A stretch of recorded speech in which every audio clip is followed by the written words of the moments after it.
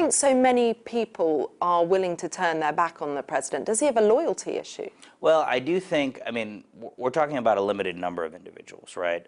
We're talking about a handful of folks probably that have left and written the kinds of books that you're talking about. Cliff Sims was one that, you know, I worked, you know, I wouldn't say alongside him, but I worked near him from time to time. You know, he was a mid-level staffer who kind of has glorified his role and painted a picture that I don't think reflects the White House that I saw.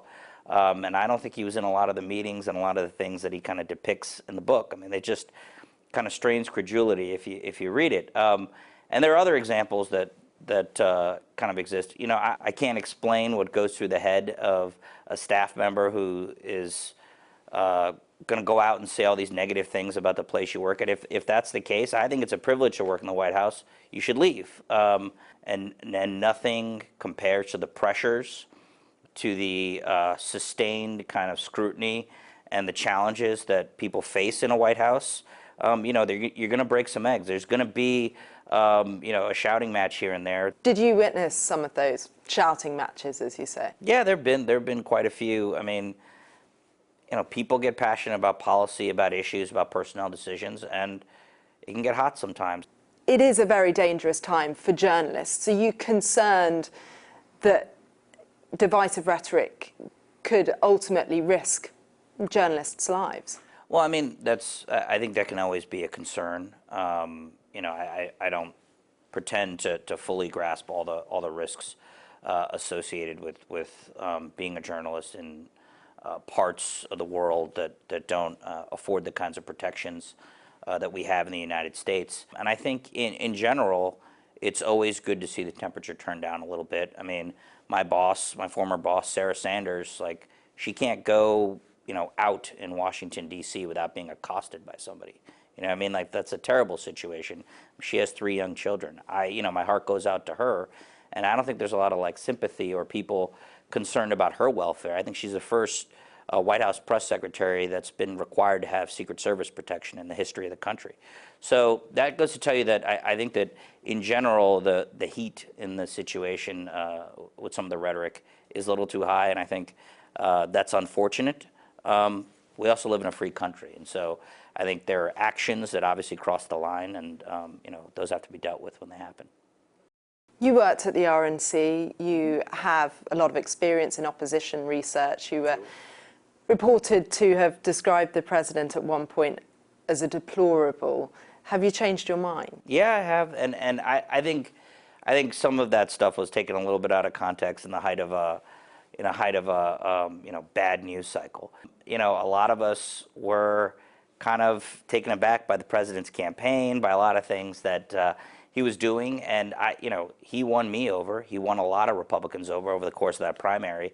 And you know, I'm very proud of the time that I've served in this White House. Some of the big things that we're able to do on tax reform, on, you know, the Supreme Court, on regulatory issues. I mean, there's a whole bevy of things that we've worked on that I'm very proud of. So anything I may have said, you know, in the kind of the heat of the moment years ago, you know, I probably want to have a few takebacks. You know, you were working for a president who can often announce policy by tweets. How is that managing messaging when you don't necessarily know what's coming? Well, I think, you know, the president kind of used social media in a way that is unprecedented, may never be used that way again, right? I mean, he was making news on a daily basis. More often than not, the staff and the team was aware to a large degree about where things were going.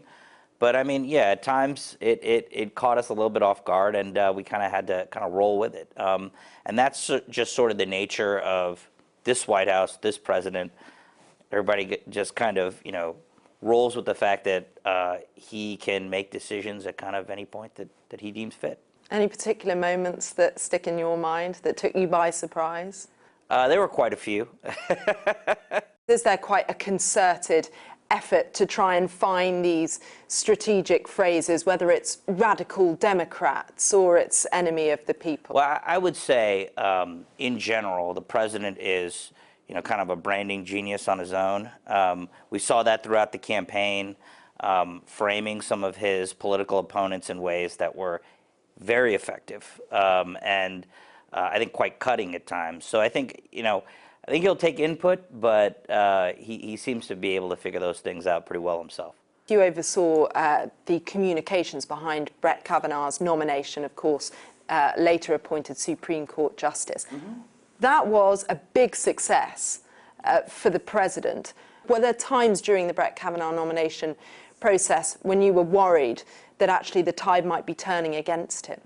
Well, I mean, I've been in enough situations to understand that sometimes when it looks bleak, it's usually not as bad as it looks, and sometimes when it looks good, it's usually not as good as it looks, right? But yeah, I mean, I think that any casual observer had to look at the situation at times and be concerned. One of the things that I found to be very reassuring, and I've been in probably about 4 or 5 really contentious confirmation battles or personnel matters of this sort, is the people that had known Brett Kavanaugh for years, had stood by him from different parts of his life, whether his time in executive service or the clerks that worked with him or people that went to high school with him. None of them ever flinched when asking to be character witnesses. I mean, we're talking about hundreds of people here. I've never seen that before. We're now at the point of the State of the Union. Why do you think he still wants to take part in what is really conventional stagecraft for a president?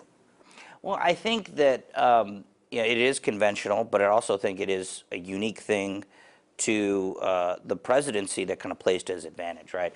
He'll have a hour, maybe hour and a half long, prime time fixated audience that is not going to be taking in his message through the filter of the media or cable news or kind of the chattering class. He gets to talk directly to the country, and he can make his case in a way that only he is kind of empowered to make. Looking back, is there anything that you regret that you would have done differently or you thought could have been managed better?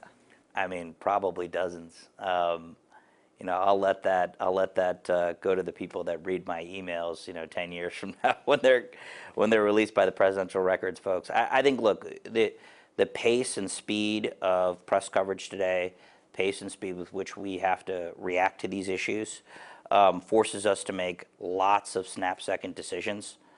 And I think there's plenty that you could have done a better job with. I think we do the best job we can with the information we have, and then kind of have to move on.